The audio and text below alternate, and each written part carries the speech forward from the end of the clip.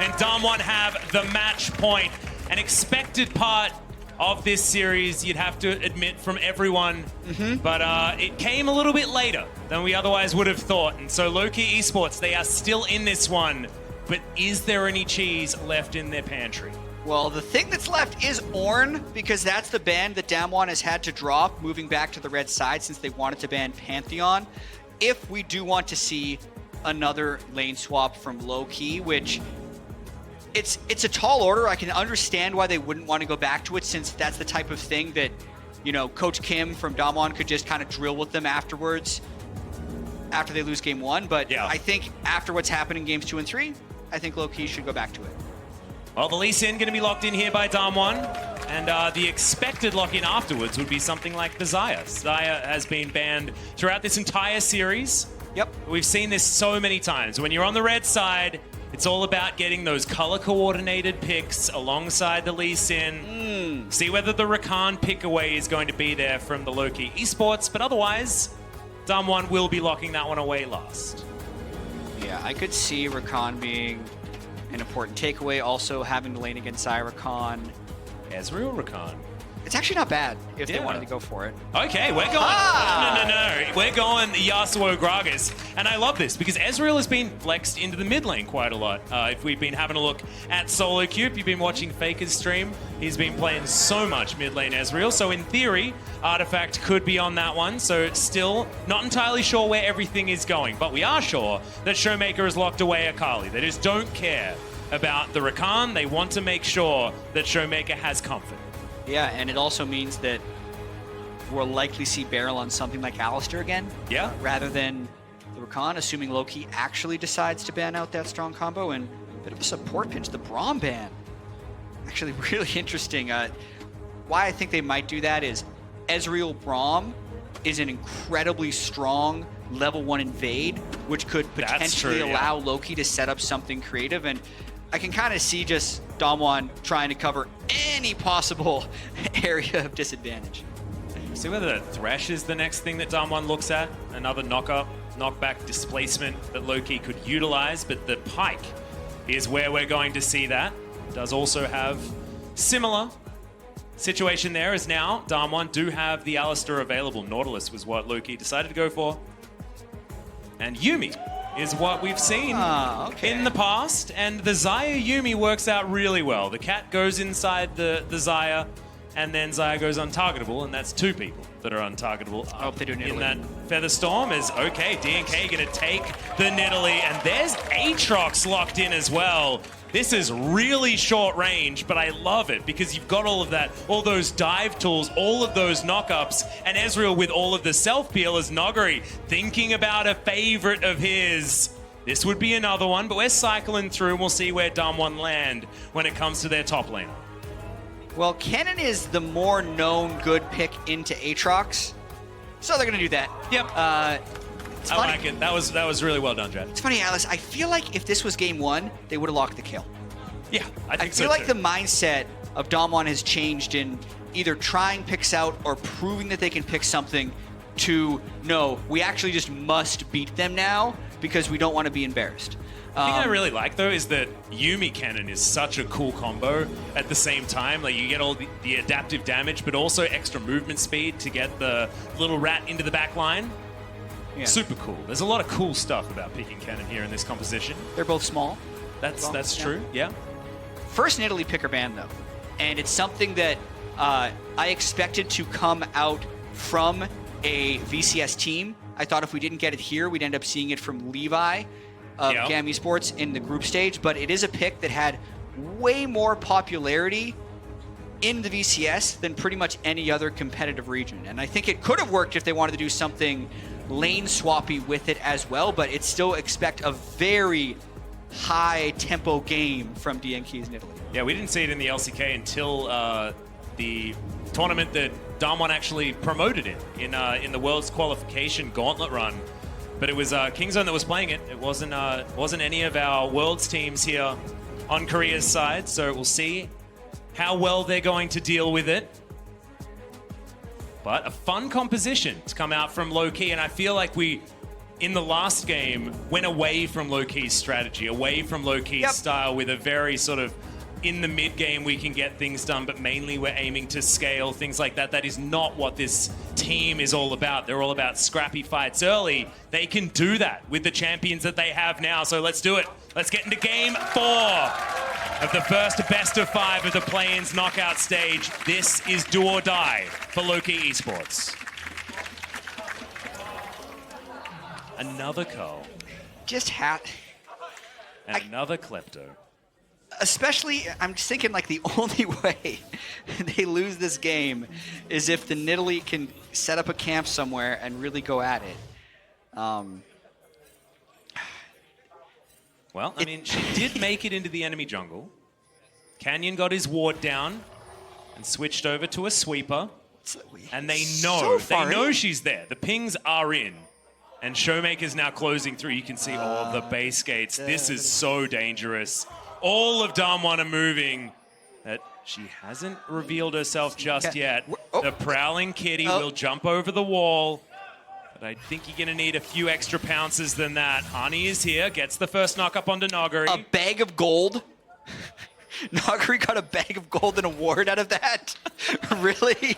That is called outplaying your opponent, Jat. That's what that is called. That will be nothing else. That's just wrong. Well, they didn't kill him. They didn't kill him. So DNK is able to slink out of there, but is unable to start on the opponent's red buff. And Artifact lands his first knock-up with the Tornado. Remember that Showmaker was happy to take the Akali into this matchup? Yep. Even the threat of a Gragas Yasuo, right? So even the threat of a devastating mid-jungle synergy gank. Yeah. Instead, the gank is actually less threatening unless Venus decides to roam up. Venus, of course, formerly a jungler, actually. True. A few years ago. So could theoretically get that mindset back again. Prowling Projectile, meaning that Celebrity's taking a lot of damage here down on the bottom side. Seen Ezreal Gragas do a lot of good things, actually. This combo does need to hit all of their skill shots to be able to hit max damage, though. Feels like Nuclear and Beryl just land a Prowling Projectile, and then Nuclear walks at them and has zoomies for the extra sustain. Frustrating laning combo. Yeah, there was definitely a time earlier on with Yuumi where a lot of pro players would complain that it's kind of unwinnable if you're against the Yuumi, but I feel like there's been a number of nerfs towards that champ that it's much lower presence, at least early on. Yep. Haven't seen the true Garen Yuumi Masters yet to see if that's no longer a viable combo. Well, we have seen a Garen Yuumi, and hopefully we never see that again. Well, the weird thing, Atlas, is that with how dominant it looked in the LEC, it also felt to me like Nuclear and Beryl just had basically never played it before. It felt a little bit like watching some of the Sonocoms come out at MSI. Yeah. So I think there still is something to it, and I think we'll see more of it, but you actually do have to think about what you're doing as the steal comes in for DNK. Yeah, that was the steal. So blue buff goes over for DNK. Both of these champions with execute damage, but DNK just executing better. Now Nuclear may be in trouble. The barrel comes down, gets a lot of value there as the Aftershock does go off, but Venus had tanked up just enough while it was active. Really good trade there as the Infernal Chains pull Noguri back. Wow, Hani. I think if he had have continued after that, could have been a possible kill, but Flash still available for Noguri. He's going to go back to base now. Still 77 on that cull. Yeah, but is also 300 gold ahead of Hani's Aatrox. So taking as much use of Kleptomancy as he can. And oh, Canyon. In he comes. DNK is waiting in the wings, but all information is there for Damwon. Q's landing, but not being taken. As, that spear is going to go slightly wide. Feels like a 2v2 lane. As Canyon gets level 4, catches up to DNK at the moment, as you can see. Behind by a camp and a half is Canyon. I actually find it interesting how DNK didn't sit around to soak more experience. I think we're going to see a continued fight here over the Rift Herald as well, so I'll get to that point later. Yep, some isolated 1v1s happening as Qs are being traded across the board. Canyon does get the inside track on DNK, but he's still going to be here. Knockup comes forward, but no level 6 available for Artifact, who now puts up the wind wall. And Damwon are just a little bit too maneuverable with this combo, so they are only taking the fights that they want. Yeah, very hard to land skill shots on them. The thing I was going to point out about Nidalee is a lot of times when I watch Challenger Nidalee games, they just walk into a lane at red buff and just auto-attack a guy a bunch. Yeah. And then also take the experience, because it's one of the best ways to slingshot yourself ahead of the other jungler, which you can make the argument will be beneficial later on in the game if you can start solo killing the enemy jungler. But because he didn't soak any of the experience, the fact that we're 5.5 minutes in and Nidalee only has 5 more CS than Lee Sin means DNK is actually fairly slow by Nidalee standards. Yeah, and now he's standing on a ward, so continuing to waste a little bit of time. Whereas Canyon on the top side getting that rubber band camp in the Krugs. So Showmaker winning trades here in the mid lane also, which is what he just tends to do. This guy's laning Akali is absurd. He just comes out ahead in situations that he just straight up shouldn't. At the moment, he's behind a bit of farm, but he's collecting a minion wave that was delivered to his turret. We'll see how this goes as we crest that level 6, which both of our mid laners have now hit. Also, Ignite's taken for both mid laners also, so we're wanting to go for some Fido. Some Biffo, if you would. Nuclear is getting pushed in a little bit by the Ezreal Gragas, and really a subdued early game, which I still feel like will favor Damwon fairly heavily, especially looking up into this top lane. 55 of his call already procced. He's got a 600 gold advantage. The most money in the game. Laner. And like, this is why he starts call. This is why he goes Kleptomancy, right? Because this is how he plays, but it's also sometimes feels just so risky. Oh yeah, when he's up against a top laner that's able to actually punish the fact that he just doesn't have as many battle stats as his opponent. Might see a dive bottom here, level 6 Yasuo. Yep, Artifact, they know that he's there, but immediately you've got the exhaust. Venus taken down, the turnaround is beautiful. The first time Damwon's bottom lane has played as he's going to set up his own knock-up, but Artifact taking the turret shots. The Prowling Projectile is there as well, but Beryl looking to try and get them back. Good knock-up comes out, but no more ultimates available, and that is a 1-for-1 that probably shouldn't have happened for Damwon. In a 4v2, so now we have to see what Damwon does with the rest of it. Barrow tries to get a kill with his ultimate he just solo ulted Artifact. He tried. That's what I like to see. That's brilliant. Teleport back there from Nuclear. No harm, no foul. The teleport was already on cooldown from Celebrity. Yeah, two kills. That is just a win for Damwon. Yeah, straight up 2 kills in a 2v4 for Damwon. So just huge advantage since we're already talking about an incredibly scary Kennen getting formed in the top lane. Mm-hmm. And who's going to be invested to try and get that Kennen to be off that big position as Venus just dies towards the bottom side of the map. And DNK is just given the runaround. Nuclear just walking. Zoomies will be available once again. And Nuclear, even though he doesn't have his flash, it doesn't seem to matter. The rest of the Goon Squad making their way down. On Damwon's side is Canyon and Showmaker looking for a potential dive. But this is what happens when it's not a jungle Gragas. You are very squishy without the Aftershock available. Yeah, Burning Flash at level 4 right here. The reaction time from Nuclear, very key.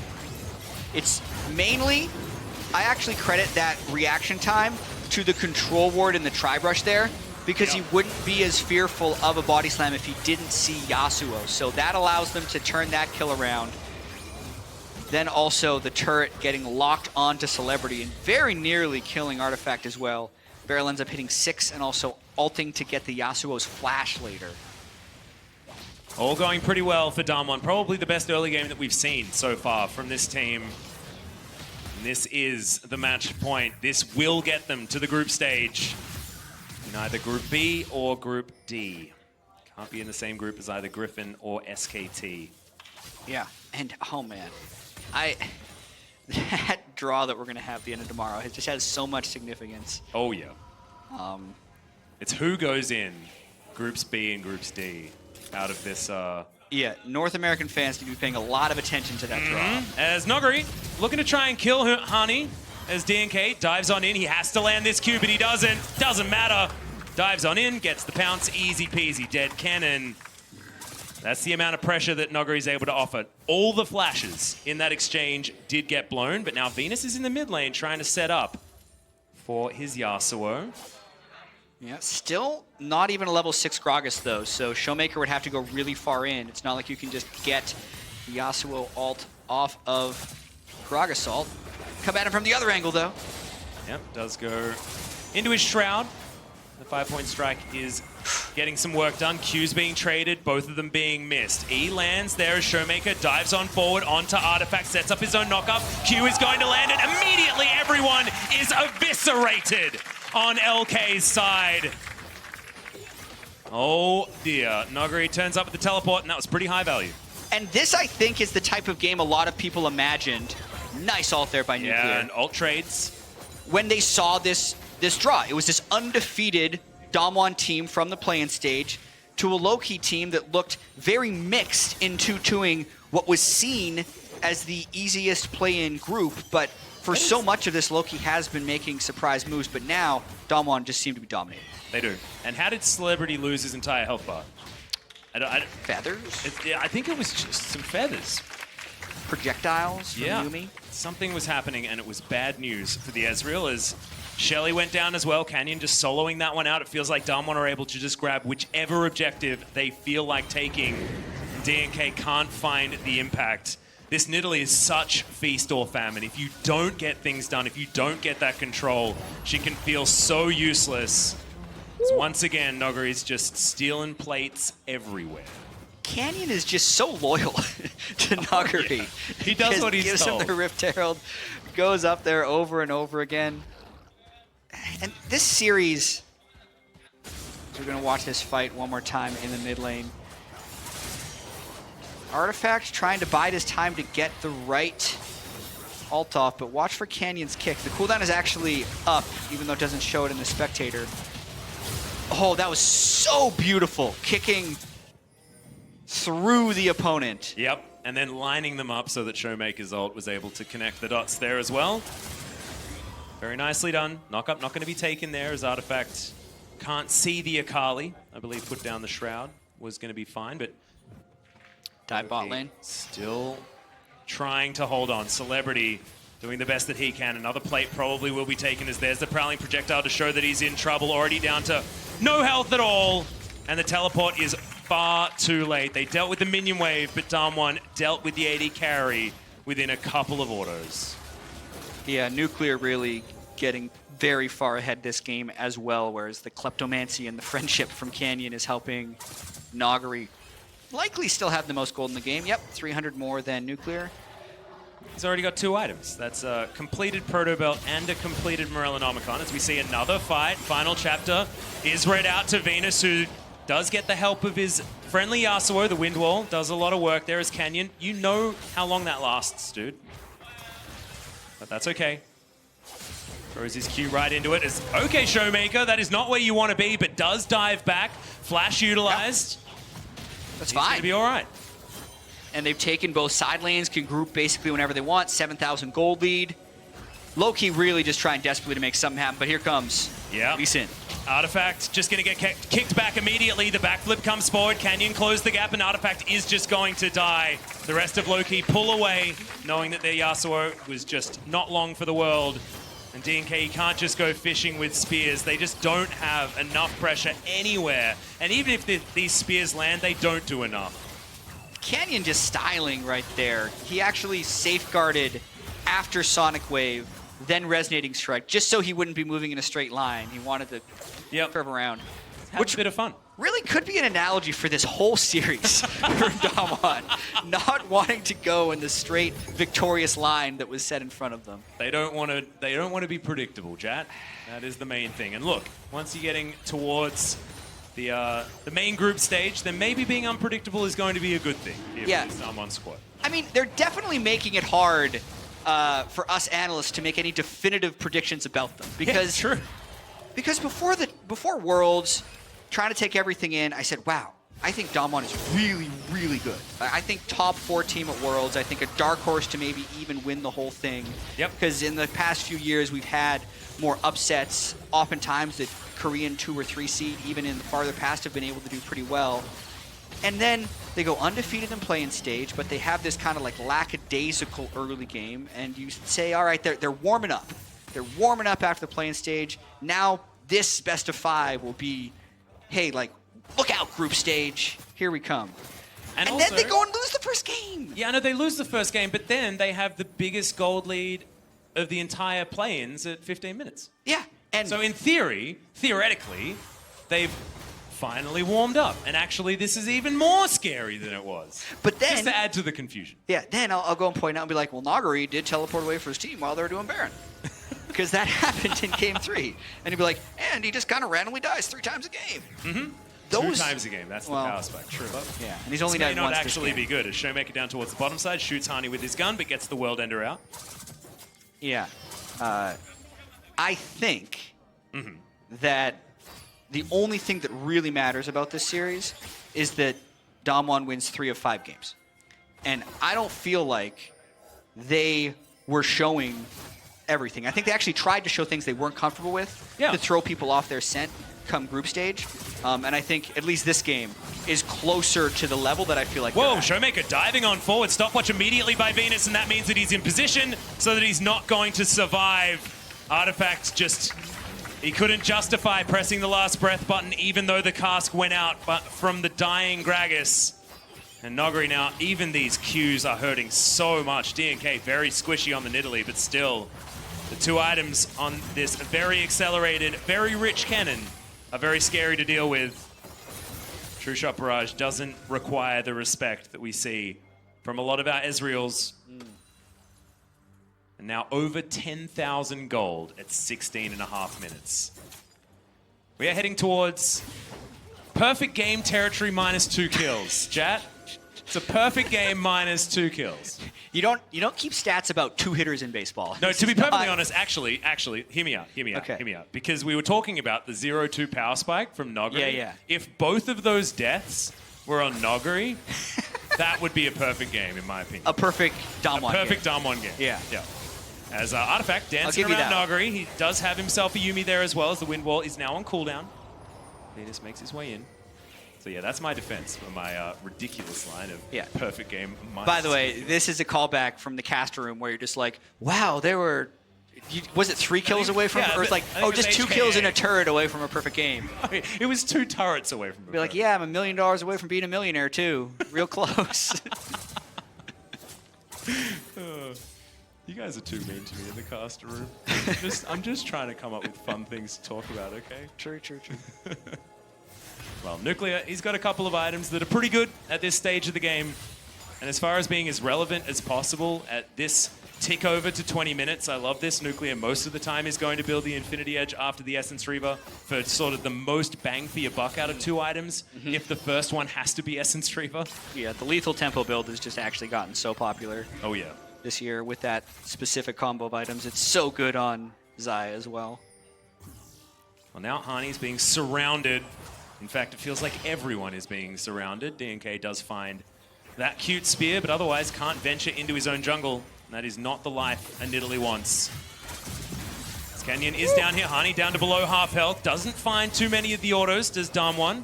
And Hani is going to be able to limp away, but has to use the ultimate and has to sacrifice his inner turret. And yep, that's the cat picking up a spell there. Does a bit of damage, but then goes untargetable for the rest of forever. So doesn't need to worry. Artifact's flow is taken away, but otherwise he's going to be all right. And this is just Damwon slowly bleeding low-key out. A minute to go on that Baron. We've got a Mountain Drake there. As I feel obligated to say Earth, Wind, and Fire once again. They are going to be the Drakes. And that is a pretty linear gold graph. And I think it's going to continue that way. I don't feel like this is the one... I think it's trending in that direction. That is very true. 11,000 gold. Just huge. I think we're heading towards our largest gold lead at 20 minutes as well. There's a good chance. I mean... You'd think if it was the largest gold lead at 15 minutes, there's a high likelihood that we get to the highest gold lead at 20 minutes as well. Celebrity's dead, guys. Whoa. Real dead, real fast. Yeah, Canyon able to solo this Mountain Drake, and they'll probably be able to take a 20-minute Baron. And this looks like kind of the the potential and the skill of Showmaker and Nogari without all of the dumb stuff this game. Well, Showmaker's diving forward yet again. Final chapter is there, but not enough to get the snare. Rhyme was unintentional. Now just going to go back, and it looks like bullying away from this Baron that has only just spawned and is immediately sent back to the Void. Yeah, they're ready for this one. Yeah. They want to be out of the series. They say, you know, we delayed it 44 minutes in Game 1. Yeah. Let's try and make up for lost time in Game 4. And you can kind of see the Damwon players didn't look that happy leaving the stage after Game 3, after the 2-1. No. But I feel like the coaching and the team have really at least brought it back around to more of what we wanted to expect. Yeah, and also, I mean, talking about the coaches, I mean, I want to have a bit of a rant about Coach Kim, but I'm not going to be able to, as we're going to check out this replay. I mean, Ezreal dies very fast. He does, but we do want to see exactly how it happened. He got shot, and then he got hit by a 5-point strike, and then dashed through. He's theoretically hit by 4 abilities, and he was instantly dead. Did you circle some stuff? I was trying. I didn't see any circles. I picked a small circle when I should have picked Where were the circles? Were they there? We have question marks as well. Were they there? Yeah. Okay. I think that's actually the most underutilized part of this screen. Yeah. That's a good TP. Yeah, teleport coming in from the cannon. Nogari just getting into position in the side lane. There's a... What are we looking at? What are we looking at, Jeff? Power That's spikes. a really cool hat from the cannon. They play around. Yep. He's, okay, this probably need a smaller circle for that one, but that is the 3-item spike that we talk about for Nuclear. If play, you know, you've seen a Pikachu with a cool hat like that, does a lot of extra damage. Yeah, this is with the next 2 minutes and 13 seconds. They're going to be looking to end the game. They just need one pick. Yep. Inhibitor turret goes down on the top side of the map, and they're just trying to bleed them out. It is going to be a necessary fight for low-key. They have to find something now, otherwise they're just going to lose everything in quick succession. Damwon have them spread so far as there's the last breath. They jump on Nuclear, but over the wall he goes. Canyon now dives onto Artifact, and Nogari in the backline doesn't even have to press his ultimate button yet. He still has it. Just kiting 5 members of low-key around their own base. Showmaker gets in there and finally pulls the trigger. 2 kills, no, only 1. Almost instantly, though, as Damwon, they find the trigger and they press it hard. Triple kill instantly for the Akali in the front line, and Damwon, they hold on and then just click their fingers and end low-key. Artifact still alive underneath his Nexus turrets, but these are Baroned up minions. It's 22.5 minutes into the game. Game 4, Damwon make a statement, and they're looking to dive another fountain, but the Nexus isn't going to last long enough. Our first team promoted into the World's Group stage is Damwon Gaming. And they do it with increasingly better gameplay. Lose the first one, struggle a bit in the second, but this 4th game was just 22 minutes and 43 seconds of absolute domination. Every lane was able to win. And then also they ended the game very swiftly. Yeah, they did. I think this was finally a demonstration of what Damwon is capable of. This is a demonstration of the team everyone was terrified of in the scrims. This is the squad that we've been waiting to see, and yeah, they had a bit of fun during the play-in group stage. They had a bit of fun earlier on in this series, but when it came down to the brass tacks, when it came down to needing to win this game and showing exactly who they were as a team, like, it's undeniable. They're terrifying. And low-key esports, even though they have defeat, they do take their region's first victory over the LCK. They accomplished that in Game 1.